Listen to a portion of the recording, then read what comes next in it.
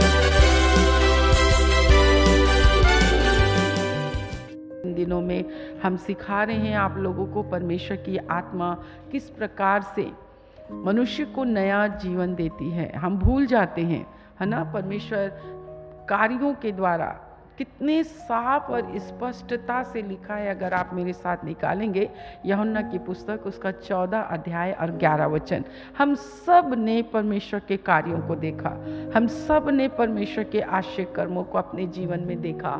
एक नहीं कितनी बार देखा। हम आश्चर्य कर्मों को देखने के बावजूद क्या करते हैं? जब हमारे जीवन में आश्चर्य कर्म होते हैं तो आश्चर्य कर्म को देखकर, या आश्चर्य कर्म मेरे जीवन में होता है, दूसरों के जीवन में होता है, तो उसे देखकर हम क्या करते हैं? अगर आपने ये काम किया तो परमेश्वर आपके जीवन में आश्चर्य कर्म करता ही रहेगा। यूहन्ना रचित सुसमाचार उसका 14 अध्याय उसके 11 पद को हम पढ़ेंगे। मेरा विश्वास करो कि मैं पिता में हूँ और पिता मुझ में है, नहीं तो कामों ही के कारण मेरा विश्वास करो। काम कितना साफ लिखा है बाइबल में, इसलिए आपको बाइबल पढ़ना है, बाइबल पर विचार करना है, बाइबल पर मनन करना है, बाइबल को आपको अध्ययन करना है, आपको अज्ञानी नहीं होना है और परमेश्वर के विरोध में नहीं कुछ बोलना है। साफ लिखा हुआ है कि नहीं तो तुम कामों से ही मेरा विश्वास करो। हालेलुया। जो कार्य मैं तुम्हारे बीच में करता हूँ, जो आश्चर्य कर्म मैं तुम्हारे लिए करता हूँ, जो ज़रूरतों को मैं पूरा करता हूँ, मैं तुम्हारी लालसाओं को पूरा करता हूँ, मैं तुम्हारी अभिलाषाओं को पूरा करता हूँ, जब मैं इस काम के द्वारा, है ना, जब हम प्रभु के पास आते हैं और परमेश्वर जब आपके और मेरे जीवन में काम करता है, तो प्रभु का उद्देश्य आपके लिए यही है, मेरे लिए यही था, आपके लिए यही है कि कामों से मेरा विश्वास करो कि मैं पिता की ओर से तुम्हारे लिए भेजा गया। पिता की ओर से मैं तुम्हारे लिए, तुम्हारे उद्धार के लिए, तुम्हारे छुटकारे के लिए, तुम्हारी समस्याओं के समाधान के लिए। और सबसे बड़ी समस्या मनुष्य के जीवन में यही है कि वो परमेश्वर से दूरी, परमेश्वर से अलगाव। बाइबल साफ कहती है मुझसे अलग होकर तुम कुछ नहीं कर सकते हो, मुझसे अलग होकर कुछ नहीं। अब जब लोगों को ये कहा जाए तो बोले और क्या करना है, चर्च तो जाते तो हैं, हर संडे चर्च चले जाते हैं, हाँ दुआ करते तो हैं, उपवास तो करते तो हैं, दशमांश भी तो देते हैं, सेवा भी करते हैं। मेरे प्रियो, ये आप करते हो, पर कैसा करना चाहिए ये प्रभु बताता है। आप क्या परमेश्वर की आज्ञाओं को मानकर करते हैं कि बस आप और मैं एक रीति रिवाज के आधार पर करते हैं? परमेश्वर का आपके जीवन में, अगर आज आप पहली बार आए हैं, अगर आप चाहते हैं कि प्रभु आपके जीवन में काम करे, तो परमेश्वर के उद्देश्य होगा। परमेश्वर आपसे कुछ चाहता है। परमेश्वर ये चाहता है कि तुम मेरे पुत्र पर विश्वास करो, विश्वास को अपने अंदर टटोलो। प्रार्थना के साथ विश्वास का होना। चर्च इसलिए मैं आते हूं कि मैं विश्वास करता हूं कि प्रभु मुझे मिलेगा। इब्रानी 11:6 बार बार में हम कहते हैं आपसे कि विश्वास, बाइबल कहती है परमेश्वर के पास आने वालों को ये विश्वास करना चाहिए कि परमेश्वर है। अब मैं चर्च में, हर सभा में मैं इसलिए आती हूँ कि मुझे प्रभु मिलेगा, मुझे प्रभु बातचीत करेगा। मैं हमेशा एक पार्टनर ढूंढती हूँ, मैं उस वचन पर पूरा विश्वास करती हूँ जहाँ मेरे नाम से 2 इकट्ठे होते हैं। क्या आपके परिवार में यीशु के नाम से पारिवारिक प्रार्थना होती है? क्या माता पिता, दोनों बच्चे, चारों बच्चे, तीनों बच्चे, क्या उनका विश्वास एक है? उनका विश्वास एक है। हमें परमेश्वर ने कहा है विश्वास करो, एक उद्देश्य है। जब तक आप परमेश्वर के कामों के द्वारा आप विश्वास नहीं करोगे, आपका उद्धार नहीं होगा। आश्चर्य कर्म तो आपने देख लिया है, परंतु क्या आपका उद्धार हुआ है? तू विश्वास करेगी तो तू उद्धार पाएगी। उद्धार मतलब पूरी गिरावट से छुटकारा आपको मिलेगा। फिर से हम पढ़ेंगे यूहन्ना 14:11। मेरा विश्वास करो कि मैं पिता में हूँ और पिता मुझ में है।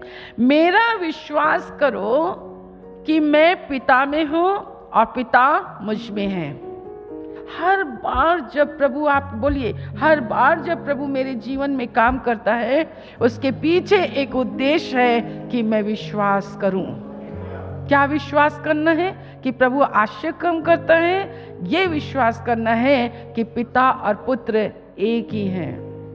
यूहन्ना की पुस्तक उसी के निकालेंगे 4 अध्याय, उसके 24 वचन में हम पढ़ें। परमेश्वर आत्मा है, हाँ, और अवश्य है कि उसकी आराधना करने वाले आत्मा और सच्चाई से आराधना जरूरी करें। है। बोलो, मेरे लिए जरूरी है, मेरे लिए जरूरी है कि आप बोले ना और क्या करें, चर्च तो जाते हैं, शरीर लेके आते हैं, शरीर लेकर चले जाते हैं। नहीं मेरे प्रियो, ये परमेश्वर कहता है कम से कम तुम कामों से विश्वास करो कि मैं और मेरा पिता एक है। और मेरा पिता कैसा है? मेरे पिता का स्वरूप कैसा है? मेरे पिता की आराधना कैसे लोगों को करनी चाहिए?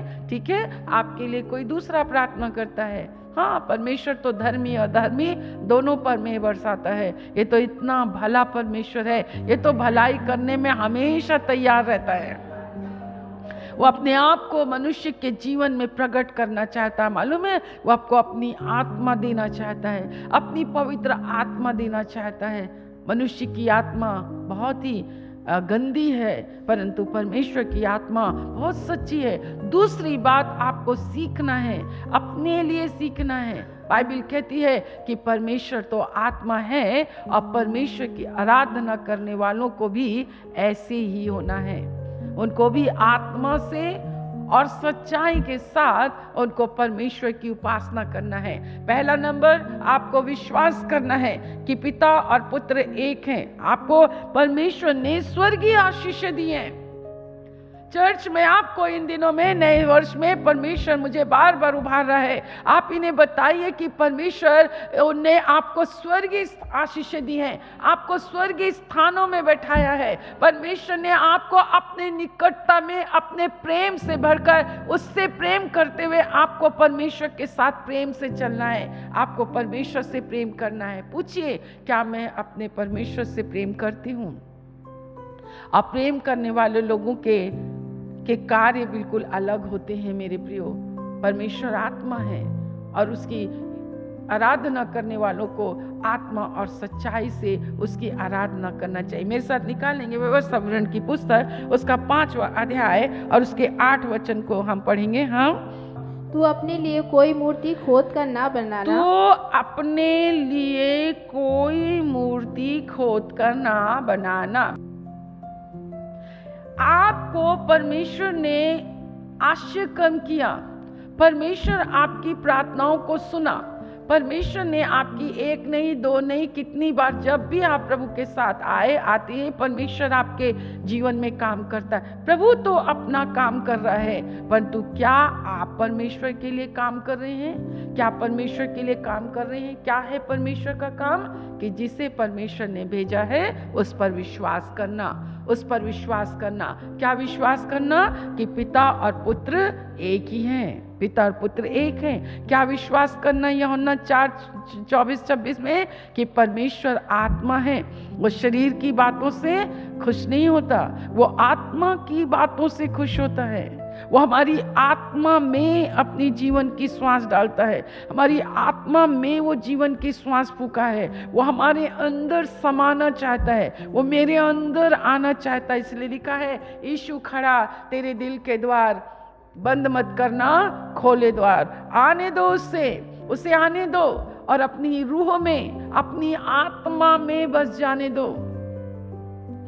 आपको दूसरा काम, जब आपने विश्वास किया तो विश्वास के द्वारा आपके अंदर यीशु मसीह आना चाहता है, परमेश्वर आना चाहता है। और लिखा है परमेश्वर आत्मा है और उसकी स्तुति करने वाले, आराधना करने वाले लोगों को भी आत्मा के साथ, परमेश्वर की आत्मा के साथ और परमेश्वर की सच्चाई के साथ आपको उसकी आराधना करना है। ये जो हम गीत गाते हैं, हम धन्यवाद करते हैं, हम जय जयकार करते हैं, हम सराहना करते हैं, हम उस स्थान को, उस वातावरण को बनाते हैं। और जब हमारी जय जयकार की गूंज परमेश्वर के कानों में जाती है मेरे प्रियो, तो परमेश्वर प्रसन्न हो जाता है, खुश होता है और वो अपनी रूह की बारिश को, अपनी आत्मा आत्मा की बारिश को हमारे अंदर भेजता है, और जैसे जैसे हम उसकी आत्मा से भरपूर होते चले जाता है, हमारा ये बाहरी मनुष्यत्व घटता चला जाता है, और हमारा आत्मिक मनुष्य, नया मनुष्य जिसे बोलते हैं,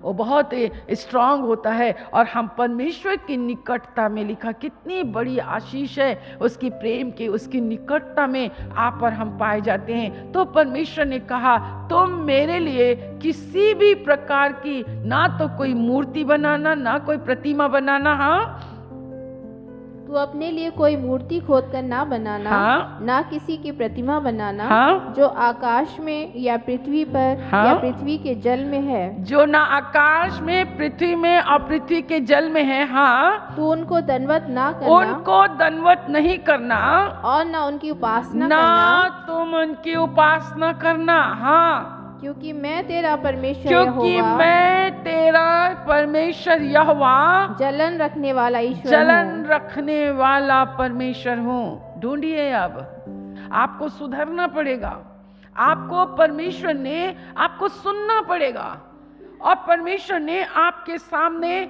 मार्ग रखे हैं, चुनाव आपको करना पड़ेगा। ये परमेश्वर चाहता है कि तुम चुनो, तो तुम चुनते हो।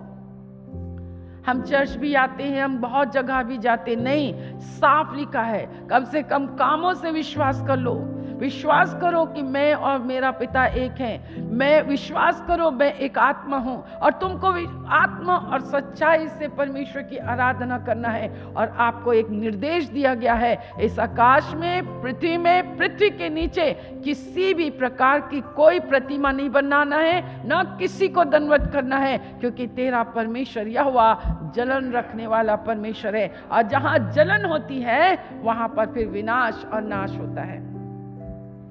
परमेश्वर से ज्यादा, कई बार हम परमेश्वर से ज्यादा आशीषों के भागीदार होते नहीं मेरे प्रियो, नहीं। परमेश्वर इसलिए बार बार आपसे कहता है स्वर्गीय वस्तुओं पर आपको ध्यान लगाना है। आइए मेरे साथ निकालें यशायाह की पुस्तक, उसका 42 अध्याय, उसके 8 वचन को हम पढ़ें। हाँ, मैं यहोवा हूँ, हाँ, मेरा नाम यही है, मैं यहोवा हूँ, मेरा नाम यही है, अपनी महिमा मैं दूसरों को ना दूंगा, अपनी महिमा मैं दूसरे को नहीं दूंगा, और जो स्तुति मेरे योग्य है, जो स्तुति मेरे योग्य है, वो खुदी हुई मूर्तों को वो ना मैं दूंगा, खुदी हुई मूर्तों को मैं कभी नहीं दूंगा, कभी नहीं दूंगा, कभी नहीं।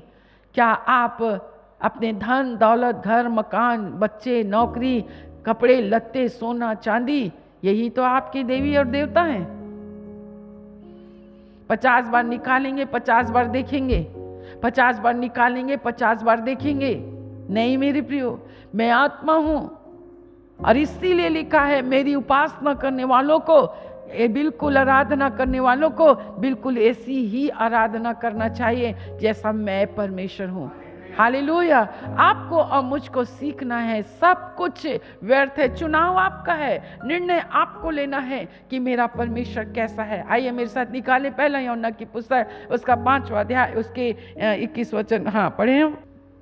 हे बालको, हाँ। अपने आप को मूर्तों से बचाए रखो। हे बालको, अब देखो यहाँ पर आपको क्या क्या करना है, ये आपको करना है। परमेश्वर ने जो कार्य आपके मेरे जीवन में किया, उसके पीछे क्या उद्देश्य था? मैं विश्वास करूं। क्या विश्वास करूं? कि मैं और मेरा पिता एक ही हैं। फिर हमें कैसे करना है? पुत्र भी आत्मा है और पिता भी आत्मा है, तो हमें पिता पुत्र दोनों को आत्मिक रीति से आपको और मुझको ग्रहण करना है, अपनी आत्मा में उसको बसाना है, अपनी आत्मा में उसको ग्रहण करना है। और जैसे उसकी आत्मा हमारे अंदर आएगी तो वही आत्मा हम भी उसी प्रकार आत्मा से और परमेश्वर की सच्चाई दोनों को जानकर हम उसकी आराधना करेंगे। और हम परमेश्वर से ज़्यादा ना किसी वस्तु को, ना किसी व्यक्ति के नाम को, ये बिल्कुल संज्ञा की परिभाषा है, ना वस्तु को, ना स्थान को। आज लोगों के जीवन में परमेश्वर से ज्यादा स्थान है ना, परमेश्वर से ज्यादा बहुत सी ऐसी चीजें हैं इस संसार में जिसको देख के लोगों का मुंह खुला रह जाता है, क्योंकि उन्होंने कभी परमेश्वर को नहीं देखा ना, उन्होंने परमेश्वर के हाथ को नहीं देखा, जिसने कहा ये जगत मैं इस वचन को रोज बोलती हूँ। भजन संहिता 24 लिखा है, ये जगत भी मेरा है, जगत के लोग भी मेरे हैं, जगत के पहाड़ भी मेरा है, पहाड़ियाँ भी मेरी हैं, जंगल के जानवर भी मेरे हैं, ये सब कुछ मेरे हैं, ये नदियाँ जो बहाती हैं तेल वो भी मेरा है, ये खाने भी मेरी है, और यहाँ तक कि जगत में जितने मनुष्य हैं ना वो सब के सब मेरे हैं, और इन पर तुम अधिकार लो लिखा है। इन पर तुम अधिकार लो, इनको तुम अपने वश में करो लिखा है। कितना पावर और शक्तिशाली परमेश्वर है। इसलिए लिखा, तुम विश्वास करो कि जैसे मैं और मेरा पिता एक हैं, वही परमेश्वर चाहता है जैसे मैं और मेरा पिता एक हैं वैसे तुम भी एक हो जाओ। इसलिए तुम स्वर्गीय स्थानों में बैठाने के लिए बुलाए गए हो, ताकि परमेश्वर के निकटता प्रेम में तुम बढ़ते और जड़ पकड़ते जाओ। परमेश्वर लिखा, मैं और किसी को नहीं जानता, बाइबल कहती है। इसलिए तुम क्या पढ़ा आपने पहले यूहन्ना 5:21 में, इसलिए तुम अपने आप को मूर्तों से बचाए रखो। हमें अपने आप को ऐसे मूर्तियों से हमें अपने आप को, अब ये कार्य आपको करना है। आत्मा और सच्चाई से स्तुति और आराधना आपको करना है। आपको पिता पुत्र में विश्वास करना है। जैसे वो दोनों एक हैं वैसे ही आपको अर्थ करना है और दूसरों को भी सिखाना है। दूसरों को भी सिखाना है। परमेश्वर आपकी जिंदगी में अपने वचन को भेजेगा, यीशु मसीह को भेजेगा। क्यों यीशु मसीह ने कहा, अपने दिल के दरवाजों को खटखटाओ, जो मेरे लिए द्वार खोलेगा, है ना, प्रकाशित 3:20, मेरे लिए जो दरवाजा खोलेगा मैं उसके भीतर आऊंगा, उसके संग रहूंगा, उसके साथ भोजन करूंगा और मैं उसको जय दूंगा। यीशु मसीह को दिल में बुलाओ। पढ़ेंगे 3:20। मैं द्वार पर खड़ा हुआ खटखटाता हूँ। यदि कोई मेरा शब्द सुनकर द्वार खोलेगा तो मैं उसके पास भीतर आकर उसके साथ भोजन करूंगा और वो मेरे साथ।